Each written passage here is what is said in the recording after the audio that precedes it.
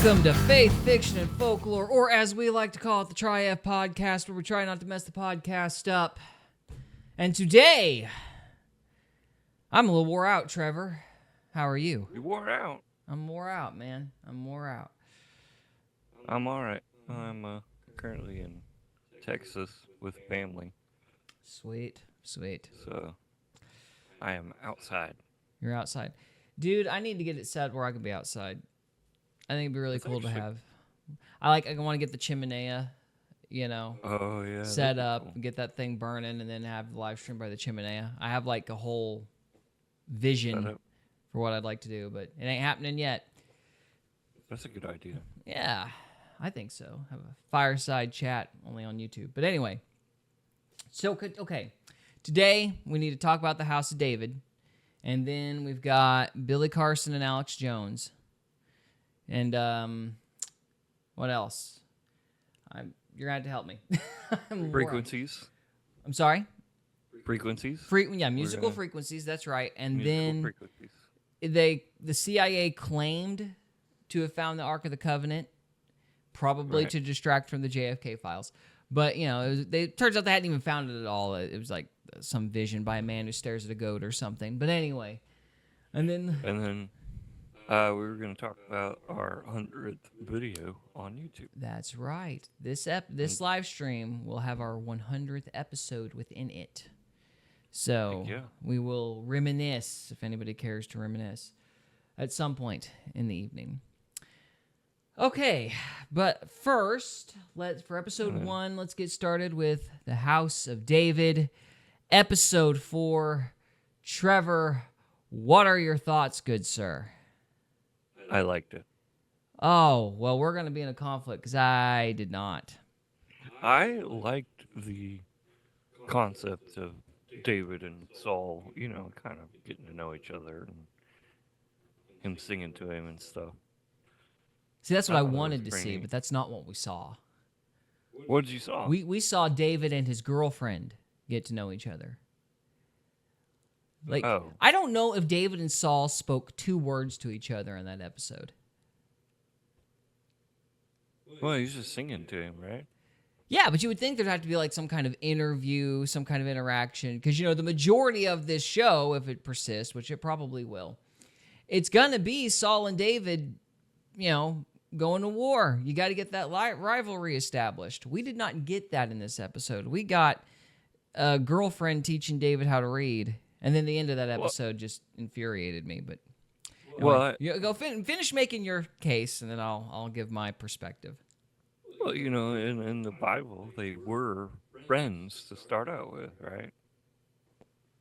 I don't know Is that exactly right, how or it plays was I out. wrong? I remember that he does Oh. marry her. I don't remember if it's before he starts singing to Saul. It's certainly not before David and Goliath. Yeah. So that relationship doesn't bud before David and Goliath, or at least it's not mentioned before David and Goliath. But that doesn't matter. I wasn't bothered by her teaching him to read, but I'll get into what bothered me later. You finish your thoughts first, and then I'll give my 2 cents on it. Yeah, no, I thought it was kind of neat how they, they've been dragging things out and whatnot. So a little deeper dive into, him soothing Saul with his music. 'Cause Yeah. David was a musician. Right. And so, as far as that direction, showing how David played his music so well, and just that aspect of it, I really liked. Anything else That's you me like? personally.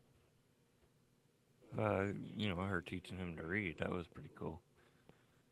But a lot of people back then didn't know how to read or write. So, Okay. what did you not like about it? Because I can see you really don't disdained it very, very much. 50% of it I liked, and 50% of I don't like. So you're 50. I've got concerns.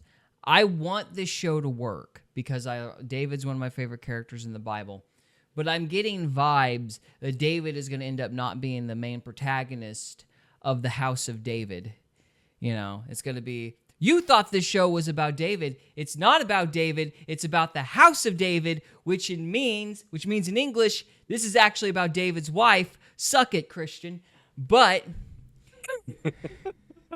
that's my concern, because she's narrating the story and she's getting way too much screen time. I wasn't entirely... First of all, I've complained multiple times that you're getting the strong female woman thing to the point that it's getting a little redundant. You got Goliath's got a mom. David's got a mom. You know, like that we know nothing about in Scripture. You know, Saul's wife is like secretly the puppet master orchestrating everything behind the scenes. I have a question. Yeah. Name one person who doesn't have a mom.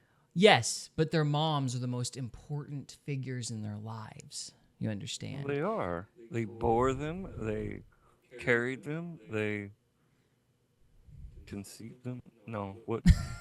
Dang it, I lost it. I was trying to go off the Star Wars thing. But this is a I'm leaning into a kind of a Hollywood trope, one of the requirements for writing, especially if you want DEI money.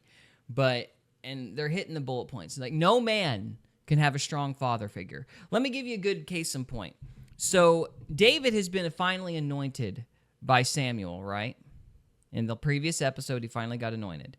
Now, if you study like classic storytelling, like the rules for classic storytelling, Joseph Campbell's Hero of a Thousand Faces and books like that, at this point in the story, when the hero, that is David, receives the calling, he is supposed to go through a season of being under a mentor.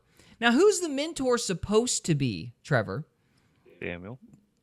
Samuel, that's right. Who ends up being the mentor, Trevor, in this episode? His wife. Girlfriend. Girlfriend. I'm not going to try to say her name because I'll screw it up and then I'll get made fun of for it. But girlfriend. Girlfriend ends up being the mentor. How do you spell her name? I think it's spelled like Michelle, but it's like Mikhail or something like that. And I'm not even going to try to say that I'm saying that right because I know I'm not. David's wife, Michelle. Yes. Yeah. Let's go with that. Yeah, well, I'm just going to call her the girlfriend because it's funny to me. But okay. Anyway. David had a girlfriend. Yeah, no, but what's supposed to be happening is Samuel is supposed to be mentoring David. Like, where does David's relationship, like close relationship with God, where's the groundwork for that laid? You know? It would be Samuel. It would be Samuel, the prophet, who was supposed to be training him to replace Saul. And we get 2 minutes of screen time with them together. And what do we get instead? The girlfriend. Now, I'm perfectly happy with the girlfriend hearing him play and swooning and then, letting him go, you should play for my dad. This will be a great idea. That made sense to me. I don't even have a problem with her teaching him how to read, although I think that might be a little debatable because I don't know how far back the tradition of, Jewish people being required to read the Torah at a young age. I don't know how far back that goes. So I don't know if David actually wouldn't have known how to read, but poor, Bronze Age, he may not have. So it's fair. It's fair to have her teach him to read. That's fine. That's fine. I have no issues with that. But where I started to get mad is I'm like, wait. Why are Samuel and David only getting 2 minutes of screen time together? This is not good. Because what should be happening is David, since he's the newly anointed king, should be going, oh, crud, what does that mean? Like, literally? Well, how am I going to overthrow Saul? Like, how's this going to happen? And then he's supposed to be Samuel's supposed to be talking him through, teaching him about faith. At one point, David should be asking Samuel about Saul. Like, hey, tell me about Saul. Why did God reject him? What happened? Give me some idea as to what I'm getting into and who Saul is. And this is the point where Samuel goes, oh, well, Saul got proud and he did this and he did that. And finally it came to a head in Hebron. And that you could even create some foreshadowing with Solomon if you wanted. Like if you were really clever, you could say that Solomon running off and letting other things, get more important is what drove him away from God. And that's eventually what's going to cause the house of David to collapse. You could have set up some great foreshadowing in that interaction between Samuel and David, but they don't do that. And they don't teach, and they don't have David learn anything about Saul, which creates another problem because what should have happened after that is that David should have had a personal interview with Saul, and then David should have learned how to communicate with Saul since he's already spoken with Samuel. Like, if you were going to go with classic storytelling rules, something like that should have been what happened. Does Frodo meet his girlfriend in Act 1? No, he goes with Gandalf. So it's classic storytelling, and if you're going to sit there and turn the story of David into like 8 seasons, you should at least go through classic storytelling. Instead, we get girlfriend. And I didn't get mad, Trevor, until David, the guy who's been singing in front of people, presumably for years, gets stage fright. That's when I got ticked. Oh, yeah. Yeah, remember he had like the heart pounding, go, and then he's like all sweating and freaking out, and then he stares at the girl, and, he's like, He's fine. Because David, who is in his wheelhouse, playing music, the thing he knows, all of a sudden would have failed if it wasn't for the benevolent beauty standing beside the throne. I'm like, okay, you're laying it on thick. Stop it. DEI. I'm telling you. I'm like, if this goes on for another episode, I'm gonna pull up. I might be wrong about it being the DEI rules, but there is a Hollywood checklist and or a DEI checklist. What's DEI? Diversity, equity, and inclusion. Basically, that we're not gonna hire based on merit. We're gonna, use nepotism and narcissism to determine our hiring decisions, and call it, equality. So. Jessica Lambert commented, "Hey, you guys sound good." Oh, thank you. Thank you, Jess. Sorry to interrupt. No, it's okay, because I was just going to scream girlfriend 6 more times. No. Speaking of girlfriend. Where? In chat. Sure. Oh, yeah, well, it's my wife, but yeah. Not quite. But anyway, and so that was bad enough, because there should be this show, I'm telling you, Trevor, I am scared this show was going to get approved for like 5 seasons, even though it's crap. Oh, see, you made her mad now. She's like, girlfriend. She's not mad. You are my wife, and I love you dearly. Not girlfriend, I promise. Sorry. I don't want to cause any problems. I'll redacted. You're going to get me in trouble. So. Redacted would be the right word for that, right? Yeah. I redact what I said. No. So David, the musician, the guy who knows how to play the harp and sing, that's his thing, gets stage fright. I'm like, shut up, show. That ain't well, like, he can't be good at everything, and it's fair to, that he needs to learn to read and she can teach him and all. That's all fine. But stage fright, really? What? Me personally, I think it was more of he was terrified of Saul because what if Saul found out? That might have been, but they don't tell you. But they don't tell you. And if that had been the case, why would the girlfriend make him feel better? Down. He was like, I'm going to get hung as a usurper. I don't care about girls right now. My life is on the line. Why would staring at the girl make him feel better? What if that's foreshadowing for when he does that ultimate sin later? Well, that's another thing I'm thinking. I'm thinking these people are way more excited for David and Bathsheba than they are for David and Goliath. Because things are going to get real awkward when we get to Bathsheba if we spend too much time on this. Yeah. Maybe that's what they're going for. But anyway, because her kid isn't even going to get to be the next heir, next king of Israel. It's Bathsheba's kid. This is going to be all sorts of awkward if this goes on. Yeah. Jessica says, girls always seem to make David feel better. Well, he was a polygamist. So, again, awkward. Like, okay, we're really going to... Look, if you want to go this direction, I'm not necessarily going to complain about it. That's what Jess said. He had like 300 concubines. Are we sure we want to spend too much time on this direction? But... Could you imagine? I think we're going to conveniently ignore it. Okay. I think we're going to conveniently ignore all the harem. If we're going to conveniently ignore No, I'm saying the writers are going to conveniently ignore it. They're going to really hype up the girlfriend, because I'm not saying her name. I can't. I am a Southerner. I'm not even going to try. But Michelle? Michael or whatever. I don't know. Mickey L. Michaela. I don't know. Anyway, the girlfriend. So I don't know why they're spending so much time on this and skipping the hero mentor archetype, which is who Samuel was to David. And if you're going to add stuff to the Bible, why not add interactions between David and the prophet? And why not set up the contrast between David and Saul as he's interacting with Samuel? It makes no sense to be spending this much time with the girlfriend yet. You can. There's a proper season for it, but it's not now. Because the way this should be going, and again, this is why these are Hollywood checklists that are coming at the expense of the writing and the storytelling. Because there is a season to have this love story, but it's after David and Goliath. It's after you got David coming into his own. Because what needs to be happening right now is David needs to learn from Samuel, and then David needs to be interacting with Saul. Like, again, this is like classic story archetype, hero of 1,000 faces stuff. So you need to get the mentor hero archetype, and then you need to get the rivalry set up between David and Saul. Saul has to like David a lot to make any of this stuff that happens in the story work. Saul has to be sentient enough to like David.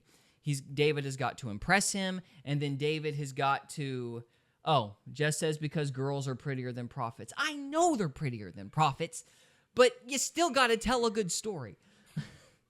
I don't know. The guy from Avatar is pretty. That's shame. That's a shame. No. It's the same guy. Samuel is the bad guy from Avatar, isn't he? Yeah, he is. And he's a good actor, which is why it's like really infuriating they're not utilizing him the way they should. Like, because he could pull off the whole mentor archetype thing, but they won't. Oh, yeah. Definitely. They won't.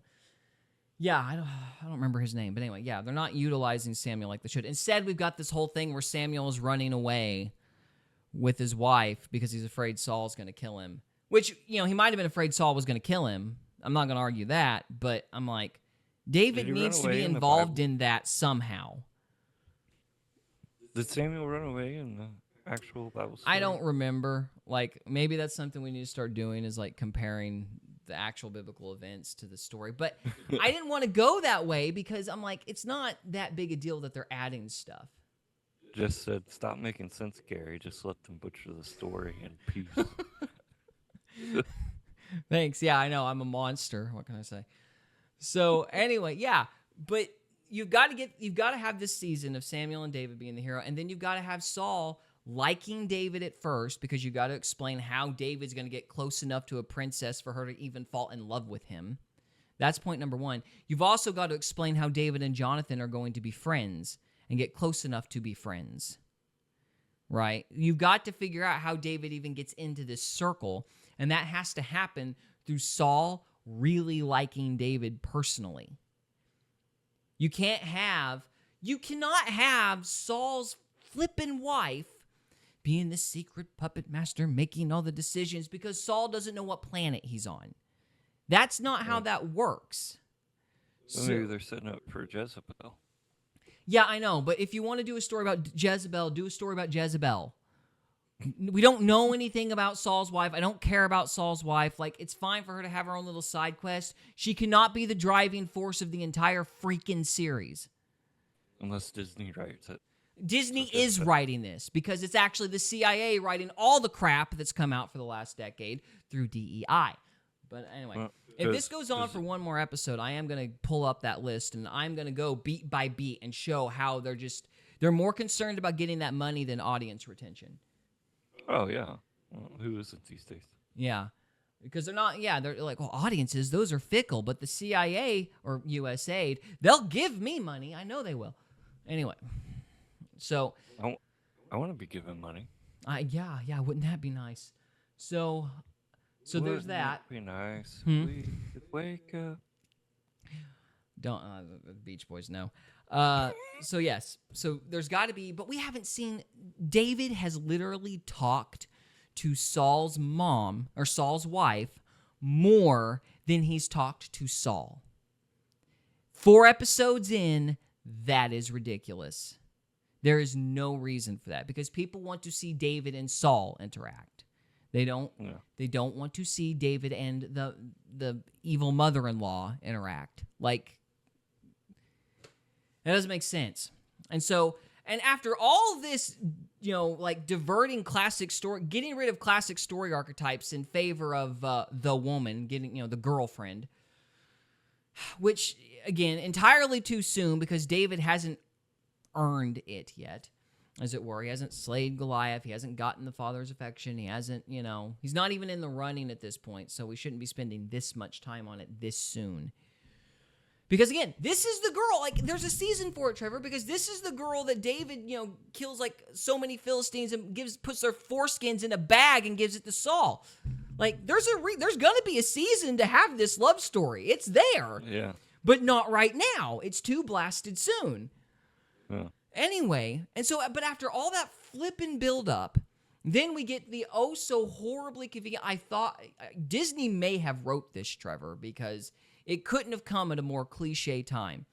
So David and the girlfriend start falling in love, and they're learning to read or whatever, and then just conveniently, for no reason, all of a sudden, Mikiel, the girlfriend, has to marry another man, which that hasn't been done 3,000 times. Ugh. And so, now David's got to play for this, I don't know what this party would be called, some kind of weird betrothal thing or whatever. And so... Was that the end of the episode? Yeah, it's the end of the episode. And so he's sitting there playing all upset and in a huff because, she might be getting married. Love to a love will follow you forever. Yeah, you're right, Jess. Forever. What's that from? Princess Bride, I believe. Princess Bride. Yeah. We should do a review on that one. I hate that movie so much. It is so overrated. What? I know. I'm a criminal. I should. It's hypocritical of me because I'm the one ranting about classic story archetypes, and it's basically the embodiment of all those things. Once upon a time. Yeah, it's basically the embodiment of all things once upon a time. But well, I don't know. Yeah, Jess is like blasphemy. I know, but you married me. Your fault. So now I know how to torture you. Now I know how to torture you. Yeah, I just quote the Princess Bride at me. No, lock you in a room and play it on repeat. Oh gosh. Anyway, let me finish my rant on this crummy episode. So you've got the trope of she's gonna marry another man, and he's all mad. Jess is like, divorce, no. Blasphemy. So, sorry. Yeah. Okay. So he leaves. The second he catches the girlfriend alone, he leaves his band, which he's never met before, but they play perfectly in sync, like nothing's wrong. Which, maybe David's a really good musician, so it's not a big deal. I don't know. I'm not a musician. Who knows? They probably learned from NSYNC.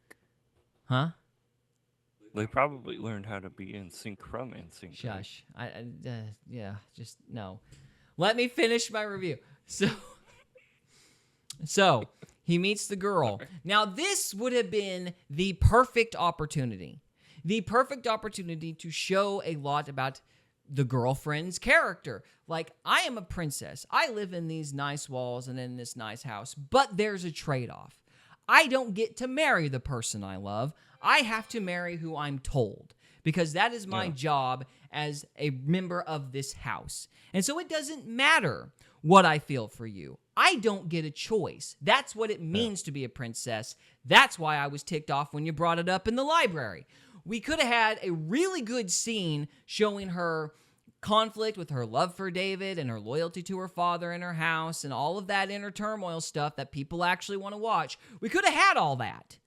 What we get is David going, oh, we have to stop this somehow. And then she goes, we? And I just heard, I don't need no man. You don't own me. That's all I heard. And I'm sitting here going, yeah, exactly. Jess says, but she's a strong, independent woman. Exactly. Exactly. She's a strong, independent woman. How dare David say we? Because that implies a plural and that she's in some way connected with him, and she don't need nobody for no thing, no thank you. Yeah. So it was a terrible episode. Absolute dog crap. And if they do another one, I'm pulling up the DEI checklist, and we're going to go beat by tedious beat, and I'm going to say they're not writing a Bible story. They're writing for the money. But I don't want to think that about them. I don't want to think that. I'm rooting for the show. I want the show to work. I'm not mad that they're adding stuff. I'm not mad about that. But you do have to tell a good story, not hit the Hollywood checklist. And if they keep hitting the Hollywood checklist, I'm pulling up the checklist and we're going over it. So Dollar bills, y'all. Exactly. Jessica says dollar bills, y'all. So that's my thoughts on David. I do have one nice thing. Jesse wasn't a complete jerk this time. So good job, show. You let Jesse have a little bit of a redeeming moment. Wait, Excellent. which part was he not a jerk? Jesse was actually like a normal character in a normal show this time. What do you mean by that? He's been like mad because David's a bastard and, rejecting him and playing into David's teenage angst about not belonging anywhere and all that cliche crap. So now that he's anointed, he changed his whole Well, he just trusts Samuel. dynamic. He just trusts Samuel. So he's like, I don't get it, but this guy's always right, so I'm just going to trust Samuel, which is what that character probably would have done. So I'm like, okay, that's fair. Again, it's like I've been complaining about the girl power stuff, before, because it wasn't horrible. It was just getting redundant. But now it's starting to like really affect the show. Like we're losing the mentor hero trope. We're losing the rivalry trope. We're getting the love story too soon when David hasn't even really established himself as a member of the castle yet. Like it's starting to bleed into the setup, and it's really gonna. I think they're kind of trying to emasculate David because it's not well. They're trying to emasculate David by doing little things like giving him stage fright, which is really irritating. Yeah, I don't think he had stage fright. Well, it's ridiculous. Not if you play in front of people all the time. Like, that's stupid. That is monumentally stupid. That's a good question. I always was under the impression he was like 12. Like, he was just on the verge of being an adult. But, because I don't even think he would have gotten into the battlefield unless he was at least that age. Yeah. But I always was under the impression he was 12. Don't know that, but I was under the impression he was about 12. 12 to 14, somewhere in there. Yeah. So, okay, that's my thoughts on the House of David. I'm going to give it one more chance. And if we get this crap in episode 5, I'm pulling up the DEI checklist. And after the DEI checklist, You might as well just have it ready. Oh, you're because you've watched ahead, haven't you? So yeah, I watched all the episodes in one day because I thought we were gonna review them all. But I'm sorry, I didn't mean to put that on you. No, I actually kind of like the show, so well, I got hooked. I might just watch them. Well, I'll do one more. If it goes the way I think it's gonna go, I'm gonna pull up the checklist, and then after that, I'm gonna review the rest of them all in one go because I can only scream girl power so many times. I can't keep screaming girl power for 12 episodes. I think they just released 6. Just released 6? Are you sure? So we can only watch up to 6, I think. I could be wrong. Well, my misery will be short-lived then. So, that'd be good. Let me check that real quick so I'm not... Things are going to have to start picking up, though, man. This thing is dragging. Dragon. Oh, yeah. Jess made a great point. She says, David danced naked in the street. Pretty sure he was pretty confident. Yeah, I don't see David getting stage fright. So, what do you like about the show, Trevor? Jessica asks, what do you like about the show? I like everything about the show. Be specific. Oh. Just the story of it. Just the story of it. I My favorite show is Supernatural. Two brothers fighting against, you know, everything supernatural, including angels and demons, and it goes against everything biblical. So at one point, the brothers wind up fighting God. Yeah, And you it's don't like, want to be a theologian and watch that. yeah. Anyways, so I personally like a good story, and without bringing my religious background into it, I just think it's a good story. Jess asked, do the biblical, I'm assuming biblical, do the inaccuracies bother you in the House of David? No, because then it just becomes another show that has. There have been plenty of biblical shows that have done that, and then it's just we as people have become numb to. Oh, that's totally wrong. I'm just like, it's wrong. Oh well, it's still a good show. Yep. But if you're going to do all that additional stuff and you want to be considered a regular show, I'm going to review you the same way I would review any other show. Yeah. So, anyway, it's not great right now. But I'll give it one more chance. Hope, and I'll check how many episodes there are next week. Because, I mean, I wanted my reactions to be organic, Trevor. So I've been intentionally withholding, like, watching ahead or doing any research on it. I wanted to give my gut thoughts. Yeah. So it was all genuine and whatnot. But, yeah, I'm going to just do a generic review after that by the end. But Jess asked, do you think that inaccuracies can be overlooked in order to get people interested in the story and therefore in Christianity? yes. What?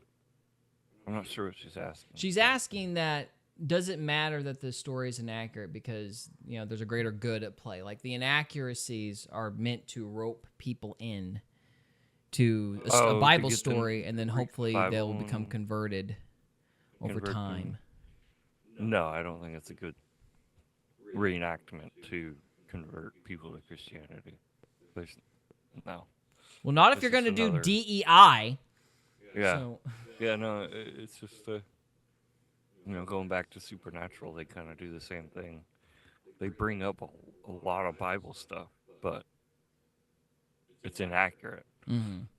Or it's their own interpretation. Yeah. And so it would actually turn people away if they didn't know the Bible or read their Bible. Yeah.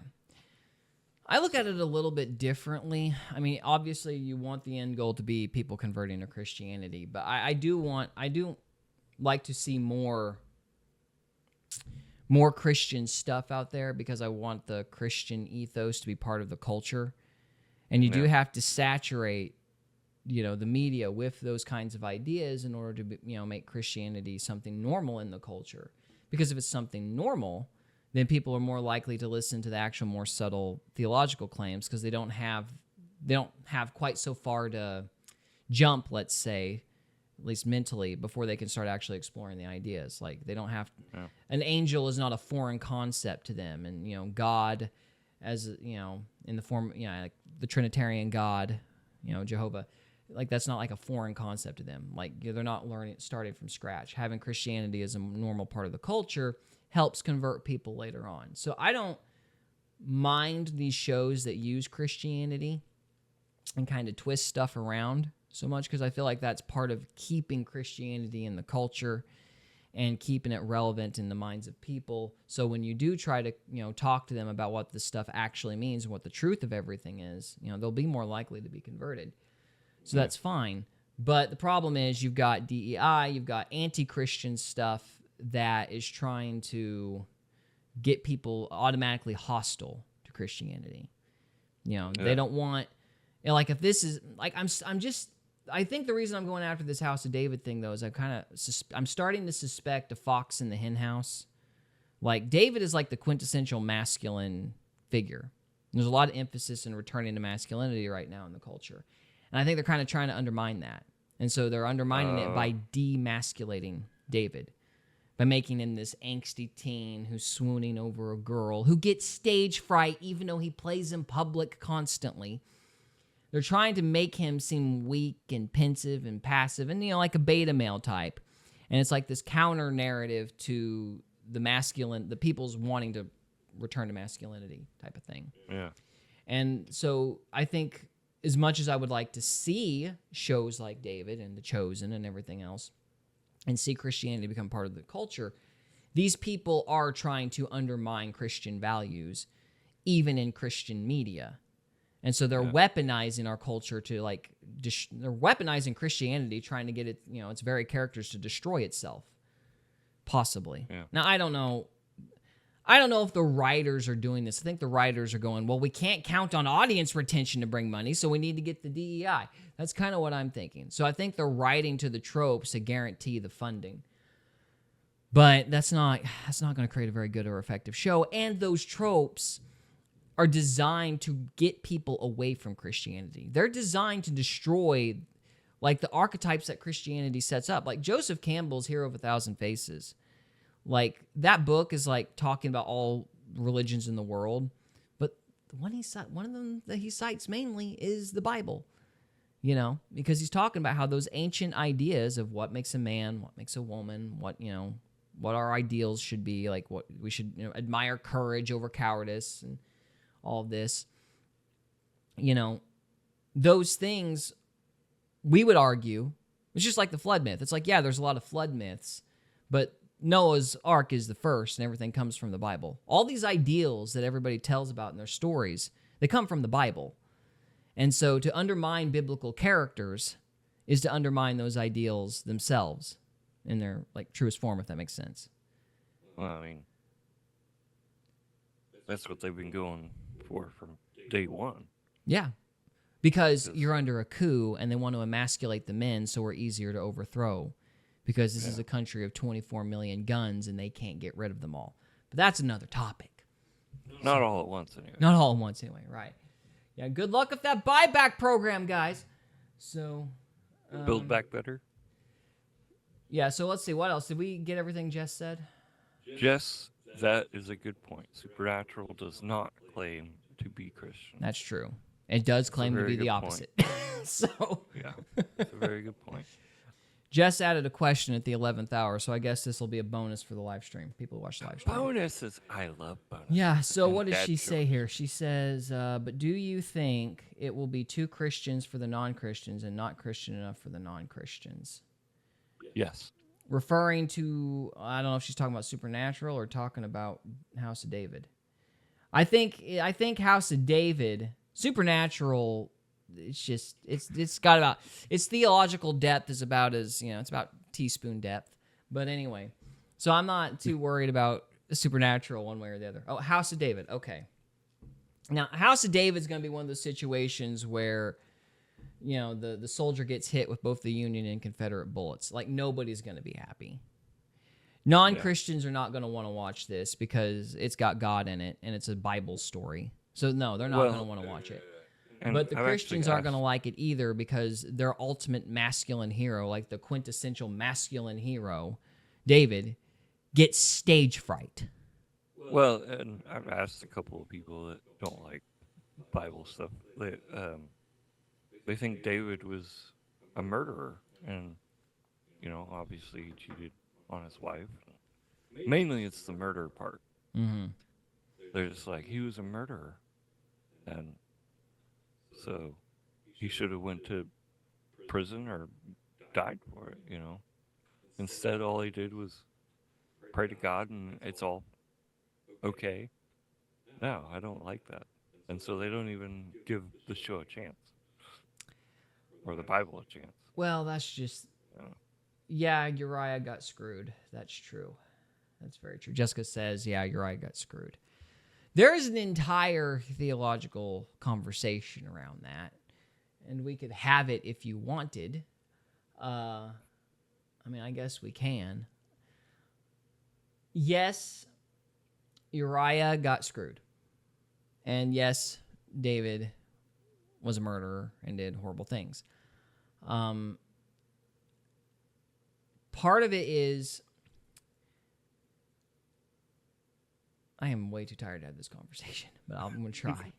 We've already closed it. So Well, no. We've still got the live stream going, and I don't want to leave people hanging. So, I mean, I'm exhausted, but I'm going to try to limp through this. So, first of all, yes, God forgives people who do really, really bad things. Part of this is we have this idea of justice being just rooted in punishment when it's really about restoration. Yeah. And like killing David or putting David in jail is really stupid because millions of people would have died. Okay, like he's the king. And if you have something, if God slew him or they threw him in jail, it's not like a democracy where you've got a line of successions and a VP and an election cycle and all this. So... yeah, he repented for what he did. Yeah, right? But the thing is, people don't like repentance. They like it when they get it, right. But whenever it's somebody else, and it's like, oh, well, God isn't just. Oh, really? You want him to be just to you, you self-righteous turd? And that's the thing that I always find irritating about like a lot of the secular people is it's like they actually end up being the most self-righteous because, oh, they're happy with forgiveness. They just don't want anybody else to get it. And the thing with David is, if they had, like, play that out. Just play that scenario out. What happens if David goes to jail? What happens if David is killed? Does that benefit the kingdom? No, then they have to find a new king that won't be anointed by God. Yeah. And so God does punish David. Like, they don't realize what happened to David as a result of that because they don't believe in divine punishment either. Yeah. Guys, there are things out there worse than death. Absalom, his son... killed his brother because his brother raped his sister. And then Absalom, out of spite, ran king out of the kingdom and then had sex with part of his harem on the rooftop in front of everybody, expressly to shame him. It's not like David got off scot-free. Yes, he was forgiven. Yes, he doesn't spend eternity in hell, but he was still punished. And this is one of those really complicated situations about, like, the Bible, and this is one of the reasons why I think it's true, because Solomon was the product of David's relationship with Bathsheba, and he was the greatest king Israel ever had. But at the same time, God also, through divine providence, punished David severely by having him basically lose his kingdom for a time, have to go to war to reclaim his kingdom. He lost, his castle. He lost, his daughter was raped, his brother, like his son was killed, Absalom was eventually killed. He had to live in a cave. Mm-hmm. And the Bible makes it very clear that this stuff was done specifically because of what happened with Uriah. And the takeaway that you're supposed to have is not just that all these bad things happened, but you have to look at how David reacted. He took the punishment. When there was a particular figure, I don't remember his name, but he was part of the house of Saul. And when he sees David dethroned and basically fleeing the city before Absalom can get there, he starts mocking the guy, And David's reaction is very interesting. He basically lets him. He's like, look, let him do it. And he basically, before he punishes that guy, he waits to see if God is going to give him his throne back. But he could have killed the guy there. He could have punished the guy right then and there. But the point was, he took that punishment the way he was supposed to. It was like accepting your spanking, as it were. Like, he understood that, what was happening and why it was happening. And he didn't get mad at Absalom or anybody else. He knew this was God's divine wrath because people back then actually recognized providence. So that's another part of the story too. So it's not like Uriah the Hittite it's not like Uriah didn't get, like there wasn't a punishment on Uriah's behalf. You know what I mean? But people think, oh, murder, jail. Like that's the only thing that can freaking happen. Yeah. So, all right, is that a satisfactory answer? I feel like that was a satisfactory answer. Considering how exhausted I am, I think that's pretty decent. So, I love you, bud. I love you too.